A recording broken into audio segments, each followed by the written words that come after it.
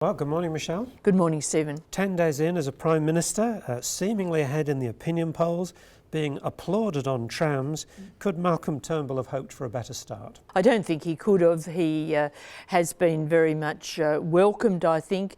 We have to keep this in perspective, because while he's ahead in the opinion polls or level in terms of the two-party vote, he's way ahead in terms of preferred Prime Minister. Nevertheless, there hasn't been a huge bounce in the two-party vote. But nevertheless, in terms of his start, I think that many people are quite relieved that the more divisive administration of Tony Abbott is gone and things seem to have lightened up, as it were, politically.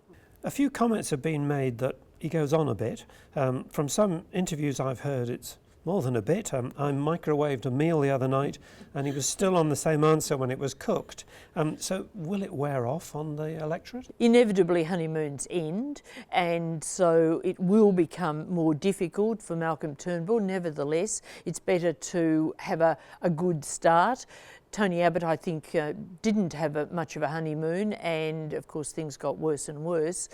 But the hard work is ahead of Malcolm Turnbull to define his policies, to decide what he wants to keep, what he wants to throw out, how he manages that throwing out. All those sorts of things are ahead.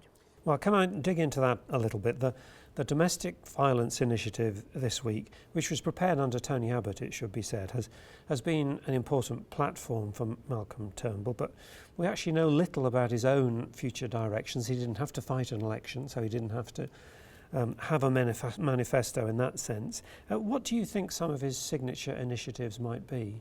He will have to come to terms with the big issues that were already in train, but only started on, and that's tax reform, the future of the Federation, industrial relations. Now, when I say started on, the Abbott government launched inquiries. Those are underway, but we really don't know how Malcolm Turnbull will deal with those issues. They're all particularly difficult ones. We've heard Scott Morrison, for example, talk about tax reform, how he's going to sell it as beneficial to ordinary people, to business people, but making the figures work is going to be a formidable exercise. Well, finally, Michelle, if the polls stay positive, will Malcolm Turnbull be tempted into an election at least earlier than September of next year? I think he will be tempted into it. Whether it happens, of course, is another matter. He has been saying he wants to go full term. It would very much depend, I think, on circumstances. Often Prime Ministers take the attitude that when you think you can win well, you go, and he may take that attitude.